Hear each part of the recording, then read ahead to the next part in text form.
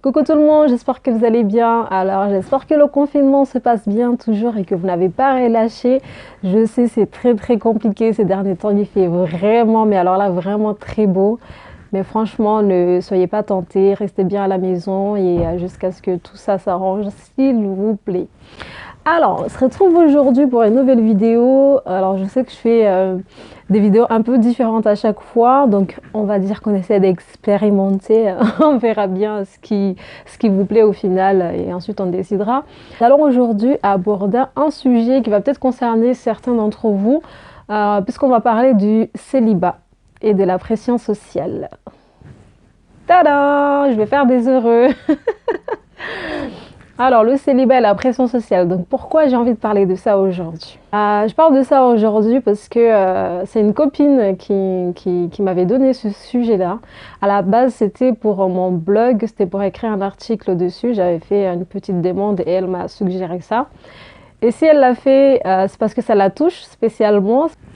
Parce qu'elle est à un stade de sa vie où elle se pose des questions, elle se demande est-ce que c'est le moment de se marier, est-ce que c'est normal qu'elle soit encore célibataire, est-ce qu'elle veut vraiment se marier ou est-ce que c'est plus la pression sociale qui fait qu'elle est amenée à se poser toutes ces questions. Donc le célibat et la pression sociale, je pense qu'on a tous connu à un moment de notre vie un peu de solitude. Quand on est célibataire, ouais, ça arrive. Hein, bon, il y a tous les bons côtés, on dit oui, je n'ai pas de contraintes, etc., etc. Mais plus on avance dans l'âge, plus on se pose des questions. On voit les autres se marier, on voit les autres faire des enfants et on commence à se sentir un peu exclu par rapport à tout ce beau monde. Donc arrive un moment où on commence à s'interroger, est-ce que c'est pas le moment de foncer, est-ce que c'est pas le moment de me caser comme toutes mes copines, comme tous mes potes, etc. Donc ça peut paraître un peu difficile pour ceux qui se posent ces questions-là.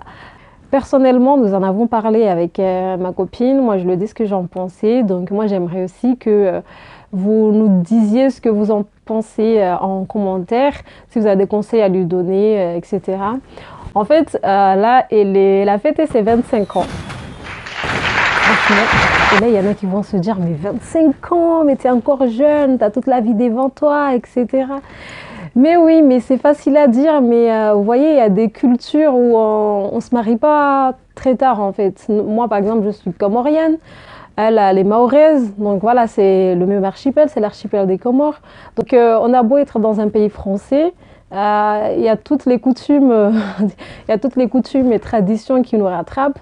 Et le fait est que normalement, je ne sais pas, mais en général, on ne se marie pas tard, nous aux Comores ou à Mayotte, on ne se marie pas tard, donc c'est normal qu'elle se pose toutes ces questions-là. Maintenant, moi je trouve qu'elle est jeune, je me dis bon ça va, t'es encore jeune, t'as la vie devant toi. Mais oui, mais c'est trop facile à dire quand on est soi-même déjà marié, vous voyez ce que je veux dire, et du coup c'est peut-être plus intéressant qu'elle ait des avis de personnes qui sont dans la même situation. Alors son problème, c'est que comme je vous l'ai dit, elle a 25 ans. Franchement, elle est très belle, très dynamique, elle travaille, une femme indépendante. Et elle ne comprend pas pourquoi elle n'a personne dans sa vie. Elle se pose des questions, est-ce que c'est elle qui est trop difficile? Et aussi, elle se demande, est-ce que j'ai vraiment envie de me marier ou c'est parce que je sais que ma famille attend que je me marie, que je me mets cette pression-là. Maintenant, elle avoue elle-même que c'est ça un peu seul et tout, c'est tout à fait normal, d'autant plus qu'elle vit seule. Hein. Donc quand on quitte Mayotte ou les Comores pour venir en France, voilà, on arrive après le bac, on fait nos études, on est dans un logement étudiant et une fois que c'est fait, c'est là où on commence à chercher un appart, etc. Donc j'avoue qu'il y a des gens pour qui les études sont tellement importantes, donc c'était son cas. Voilà, il a fait ses études, maintenant il est bien, elle a commencé à travailler. Mais après, il y a ce manque, vous voyez, ce circuit de tu vas à l'école, tu travailles bien, tu t'installes financièrement et ensuite tu te cases. Bah, on va dire qu'elle est à ce stade-là. Et que du coup, comme elle n'a personne dans sa vie, elle se pose toutes ces questions. À ceux qui voudront bien répondre, est-ce que être célibataire à 25 ans, est-ce que vous pensez que c'est un problème? Qu'est-ce que vous pouvez lui dire pour qu'elle voilà, pour qu'elle reprenne confiance et qu'elle comprenne qu'en fait, au final, ce n'est pas quelque chose de si dramatique. Est-ce que vous auriez des conseils à lui donner? Est-ce que vous auriez des questions à lui poser? Franchement, elle les verra et du coup, ça lui fera plaisir de lire à d'autres personnes qui sont peut-être dans la même situation et qui s'interrogent. Donc, on parle de pression sociale, c'est surtout au niveau voilà, au niveau familial, parce que comme je l'ai dit tout à l'heure, nous, on se marie pas tard, quoi. Bon, je vais prendre un exemple. Après, ce n'est pas forcément valable pour aujourd'hui, mais ça nous amène à nous poser toutes ces questions aussi. Moi, par exemple, ma mère, elle m'a eu très très jeune. Je sais qu'aujourd'hui, elle ne le regrette pas. Parce que voilà, maintenant, il a une grande fille qui peut s'occuper d'elle si elle est dans le besoin, voilà, s'occuper de ses frères et sœurs, etc. Donc c'est un peu pareil pour ma copine. Donc arrive un moment où on se demande, mais à mon âge, en fait, ma mère, elle était déjà mariée, elle avait déjà un enfant, etc. Et en fait, on se cale trop sur ça et du coup, on est un peu, on est un petit peu perdu. En ce qui me concerne, par rapport à cette conversation, moi, je lui ai expliqué que, voilà, qu'elle devait prendre le temps de trouver la personne qui lui correspondra parce qu'on ne se marie pas pour se marier, tout simplement. On ne fait pas un mariage juste pour faire plaisir aux parents, même si malheureusement ça arrive beaucoup, beaucoup, beaucoup chez nous. Ce qui est vraiment dommage parce que du coup il y a beaucoup de mariages qui n'aboutissent pas alors que les gens ils sont jeunes, etc. C'est vraiment dommage. Voilà, moi je lui dis, prends ton temps de trouver la personne qui va te correspondre. Maintenant, il faut juste savoir que lorsque tu veux être en couple avec quelqu'un, il y a des concessions à faire. Parce que quand on est célibataire, on s'imagine, oui, mon homme, il sera comme ci, il sera comme ça, etc. Et puis, au fur et à mesure, on rencontre des gens, on se rend compte qu'ils sont différents. On se rend compte qu'ils n'ont pas forcément les critères qu'on souhaitait. Mais il ne faut pas bloquer sur ça. Très franchement, il ne faut pas bloquer sur ça. Il faut vraiment essayer de trouver. C'est très bien quand il y a des points communs parce que voilà, ça sera beaucoup plus facile pour vous au niveau de la communication. Mais maintenant, si on n'est pas sur la même longueur d'onde sur tout, j'ai envie de dire, ce n'est pas grave, quoi. Vous vous découvrez au fur et à mesure. Moi, par exemple, pour mon mari, il y a beaucoup de choses qu'on n'a pas, mais alors là, pas du tout en commun. Et pourtant, on a réussi à composer avec nos différences. Donc, c'est aussi ça. Si on veut trouver la personne qui nous correspond, il ne faut pas se dire, ah oui, il y a une personne qui est là, qui m'attend, qui est faite, voilà, qui a toutes les qualités que je recherche et voilà, il attend que je me pointe et c'est tout. Donc je pense aussi qu'il faut voir de ce côté-là, se poser des questions. Déjà, est-ce que je suis prête à me mettre en couple avec quelqu'un? Est-ce que je le fais pour moi ou est-ce que je le fais pour ma famille? Voilà. Ensuite, mais la personne, est-ce que du coup je choisis n'importe qui ou j'attends une personne qui me corresponde ou est-ce que je suis prête à faire des concessions? Vous voyez, il y a toutes ces choses-là qu'il faut se demander. Du coup, pour récapituler en gros, 25 ans, elle a déjà fait ses études, elle travaille, très belle, très indépendante. Mais elle n'a pas encore trouvé l'homme de sa vie et elle se demande si à son âge il n'est pas tard.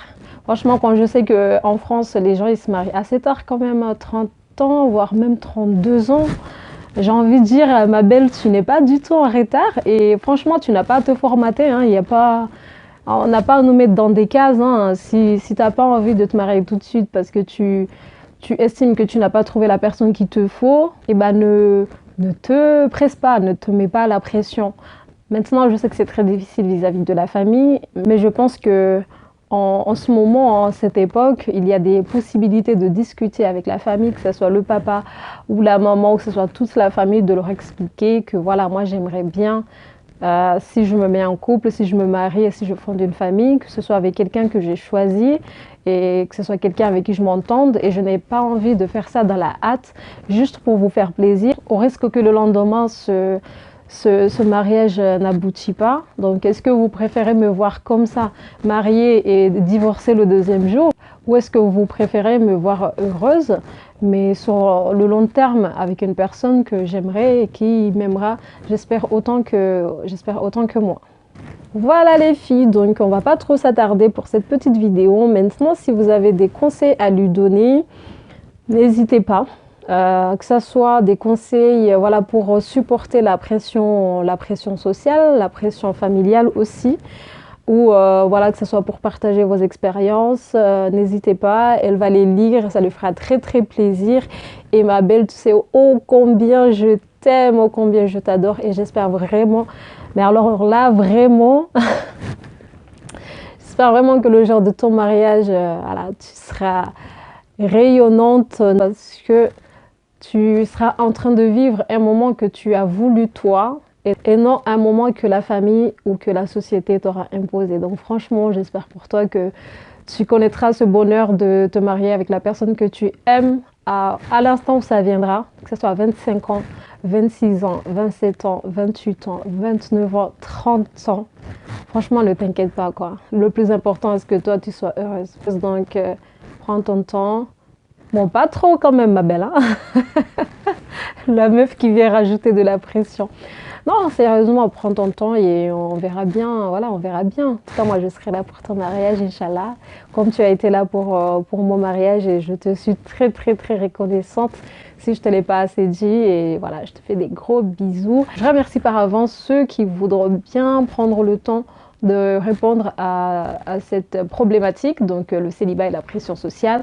Est-ce qu'il faut céder à la pression sociale et se marier parce que la société veut que ça soit comme ça? Est-ce qu'il faut se marier parce qu'on voit ses copines mariées? Est-ce qu'il faut se marier, faire des enfants parce qu'on voit ses copines faire des enfants? Vous voyez, il y a tout ça. Qu'est-ce qu'il faut faire? N'hésitez pas voilà, à tout nous dire, on peut en discuter sans problème. Je remercie les quelques personnes qui sont restées jusqu'au bout, c'est très gentil. Je vous fais des gros bisous. Et je vous dis à très bientôt, je l'espère, Inch'Allah.